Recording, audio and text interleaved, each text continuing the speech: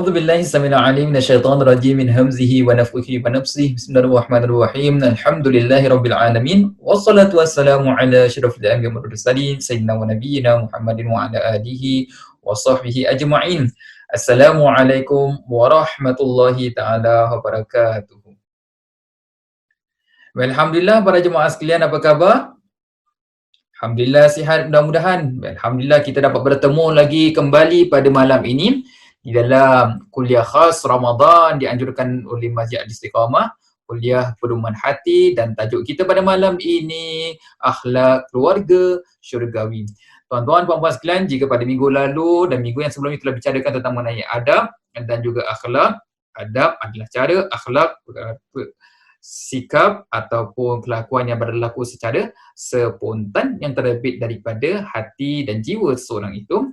Maka pada kesempatan ini kita akan mengambil sepotong hadis sebagai contoh bagaimana kita boleh perbaiki adab kita dan kesannya dalam diri kita dan juga ahli keluarga kita dalam membentuk akhlak keluarga syurgawi. Namun sebelum itu, tuan-tuan, puan-puan, muslimin rahimakumullah, saya ingin bertanya terlebih dahulu. Tahu tak kita berapakah jumlah keseluruhan ayat Al-Quran? Tahu tak?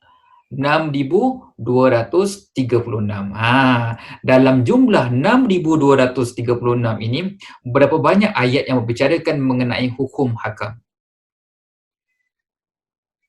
500 ayat. Ulama mengatakan 500 ayat. Lebih daripadanya itu, iaitu 5,736, membicarakan mengenai akhlak dan yang lainnya. Maksudnya tuan-tuan puan-puan sekalian, dalam Al-Quran itu, ya, dalam 30 juzuk itu 114 ayat, 6,236 ayat, hanya 8% sahaja yang membicarakan mengenai hukum.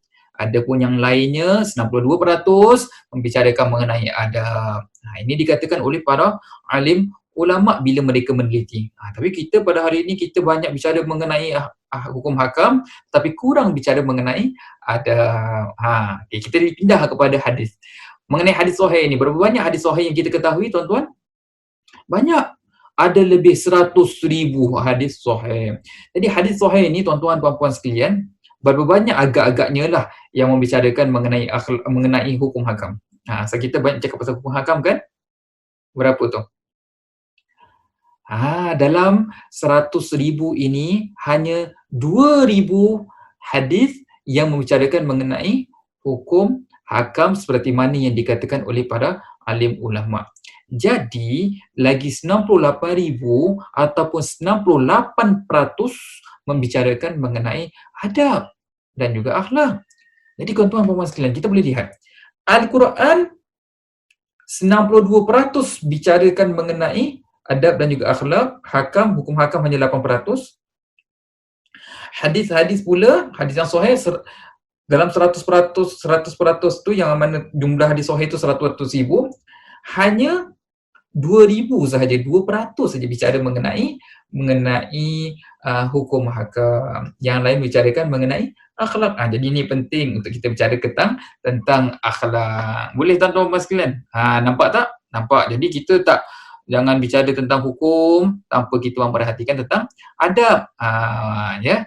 Jadi sebab itu tuan-tuan, puan-puan yang saya kasihi lagi diberkati Allah sekalian, dalam kitab hadis ni ada banyak hadis-hadis yang mengajar tentang adab. Bahkan Imam Bukhari ada mengumpulkan kitab yang namanya Al-Adab Al-Mufrad yang menceritakan tentang adab-adab. Ini satu perkara yang baik, tuan-tuan, puan-puan yang ingin membicara atau memahami tentang adab ini boleh membeli kitab ini, kerana apa? Kita akan terlihat, rupanya saya sepatutnya buat macam gini. Saya mungkin tersilap dan tersalah. Contohnya begitu. Begitu juga ada kitab-kitab hadis yang ditulis, semua hadis sahih lah, maknanya contohnya kita katakan dalam kitab ini menceritakan tentang anjuran memiliki sifat malu, anjuran untuk kita bersifat lemah lembut, ancaman tentang sifat marah, ancaman daripada kita mencela masa, bahaya kita buat namimah, begitu juga anjuran berakhlak mulia dan yang seterusnya. Banyak kalau kita lihat kitab adab. Jadi tuan-tuan dan puan sekalian, kita lihat pada malam ini insya-Allah kita pelajari contoh daripada hadis Nabi SAW yang membicarakan tentang adab, yang mana kalau kita dah faham perkara ini tentang adab, adab ni maknanya apa? Cara kan? Cara kita lakukan. Tapi bila kita dah terbiasa kan, dia secara semula jadi menjadi akhlak kita tanpa perlu kita berfikir, tanpa perlu kita merancang. Dia akan keluar secara serta-merta, secara spontan. Boleh tuan-tuan sekalian? InsyaAllah boleh. Dengan masa terbatas ni. Jadi kita lihat. Pada malam ini, saya nak kongsikan hadis yang sangat mudah, iaitu anjuran untuk bermanis muka. Apa hadisnya? Nabi SAW ada bersabda, "La takhkiranna minal ma'rufi syai'a walau an talqa akhaka biwajhin taliq." Nabi SAW bersabda, yang mafhumnya, janganlah kamu meremehkan sedikit pun daripada kebaikan, walaupun hanya menghadapi saudaramu dengan wajah berseri. Maknanya tuan-tuan, puan-puan sekalian, Nabi kata kita ni, kebaikan macam mana kecil pun kita lihat, sedikit pun jangan kita remehkan sekali-sekali. Jangan kita remehkan sama sekali. Walaupun kita lihat wajah saudara kita dalam keadaan kita bermanis muka. Dalam keadaan kita bermanis muka, melihat wajah saudara kita itu pun juga merupakan satu kebaikan yang ada ganjarannya. Jadi maknanya apa? Anjuran supaya kita bermanis muka. Ini merupakan adab yang diajarkan oleh Nabi SAW. Dan kalau kita lihat tuan-tuan, puan-puan sekalian, kalau kita bertemu dengan orang yang berwajah manis, bicara dengan kita dengan wajah yang manis, apa kita rasa?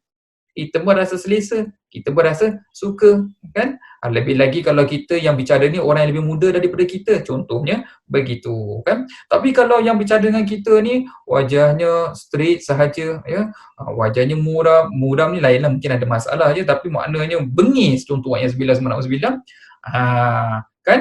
Susah. Walaupun mungkin saya tahu, ya, kita maklum kejadian kita ni berbeza-beza. Ada orang yang wajahnya mungkin tak lihat macam bengis, tapi dia dah berbual ramah, ya. Tapi kita nak cakap dekat sini tuan-tuan puan-puan sekalian, perkara ini boleh kita boleh perbaiki, ya. Ada orang yang seperti itu saya kenal, tapi dia kata dulu saya ni ustaz, memang saya ni tak pandai senyum. Tapi saya belajar, alhamdulillah hari ini saya seperti ini. Nampak dia keluar datang secara semula jadi. Kita lihat seperti itu. Jadi kita cakap keluarga kita, nak bina keluarga syurgawi kan? Maknanya kita ni kalau boleh bermanis muka. Jadi anak-anak nampak ibu ayah bermanis muka, suami isteri lihat antara satu sama yang lain bermanis muka, kan? Balik kerja, balik bertugas, ya, lakukan aktiviti pun muka ceria. Baru kehidupan rumah tangga itu berbahagia. Betul tak? Setuju tak?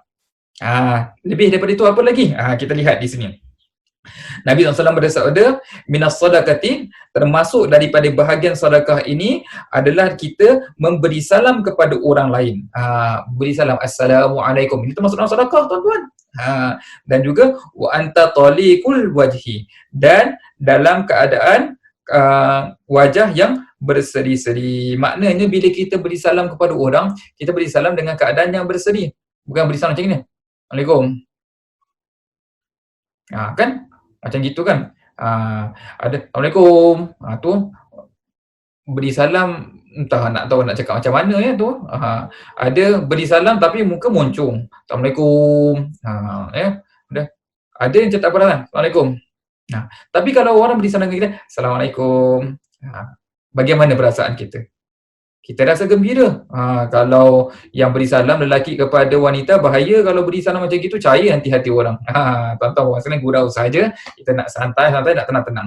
Jadi nak cakap di sini tuan-tuan, bila kita beri salam pun, Nabi ajarkan kepada kita melalui hadisnya supaya kita beri salam kepada orang merupakan satu sedekah yang diikuti juga dengan apa? Bermanis muka. Nah, kita nak fahamkan kepada keluarga kita. Bila kita beri salam, Nabi SAW mengatakan itu merupakan sebahagian daripada sedekah. Bila sedekah ni, apa kelebihannya? Banyak kan kelebihannya? Bila kita bersedekah ni, Allah SWT akan berikan balasan kepada kita. Walaupun kita tak perlu minta kepada Allah SWT, kerana Allah tak pernah lupa untuk memberikan balasan ganjaran kepada hamba-Nya. Kita sebagai hamba, kita lakukan sahaja. Ya, tapi kita nak faham di sini di mana Allah telah menjanjikan ganjaran bagi orang yang memberikan sedekah, kan? Jadi bila kita berikan sedekah seperti itu, walaupun tak bersedekah dengan duit, sedekah dengan wajah manis muka, ya, maka kita juga akan dapat balasannya, kita juga akan dapat ganjarannya. Dan kadang-kadang tuan-tuan, puan-puan sekalian, ganjaran ni Allah SWT ni sangat hebat. Kerana apa? Apa bentuk ganjaran yang Allah boleh berikan? Kan? Contohnya begini, bila kita berseri salam kepada orang dengan wajah yang berseri, dengan wajah yang bermanis muka, ya, mengharapkan redha Allah Subhanahu Wa Taala, Allah SWT akan datangkan orang kepada kita yang semikian rupa juga. Kadang-kadang kita berurusan harian kita, Alhamdulillah, kita bertemu dengan orang yang bermanis muka. Tapi kadang-kadang kita ni masam dengan orang, cakap dengan orang pun kita tidak ada sopan dan adabnya, contohnya, Allah SWT juga datangkan kepada kita orang yang berurusan dengan kita yang sedemikian rupa. Kita lihat, nampak tak? Begitu juga bila bersedekah ni, rezeki kita akan bertambah. Begitulah juga tuan-tuan, puan-puan sekalian, jangan ambil remeh.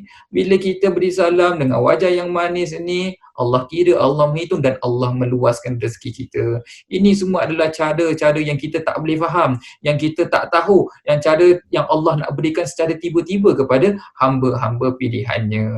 Jadi kalau kita binakan keluarga kita dalam suasana seperti ini, masuk rumah beri salam, Assalamualaikum, contoh macam gitu, kan? Rumah, dekat rumah pun kalau contoh ada masalah, bila balik ni jadi macam apa?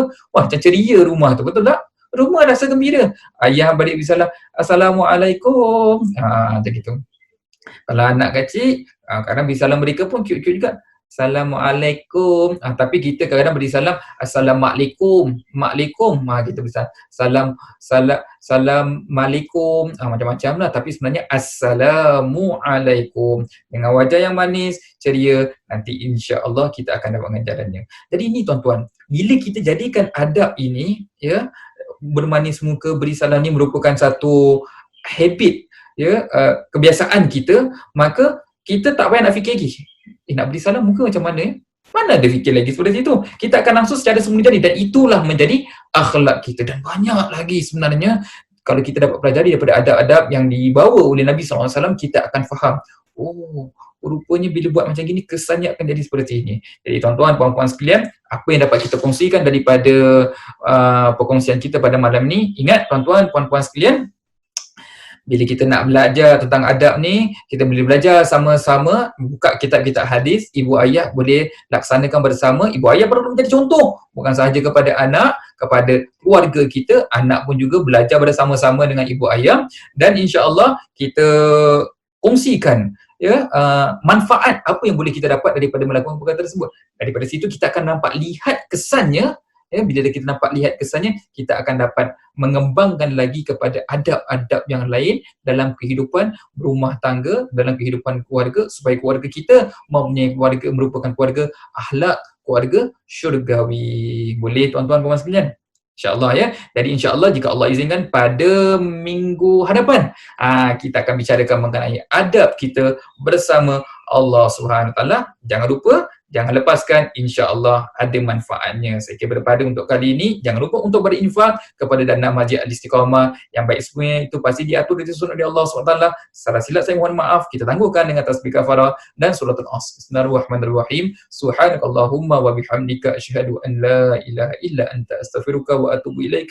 Bismillahirrahmanirrahim. Wal 'asri innal insana lafi khusr illa allazina amanu wa 'amilus solihati wa tawassaw bil haqqi wa tawassaw bis sabr. Baiklah, terima kasih tuan-tuan, puan-puan. Kita jumpa pada minggu hadapan. Assalamualaikum warahmatullahi taala wabarakatuh.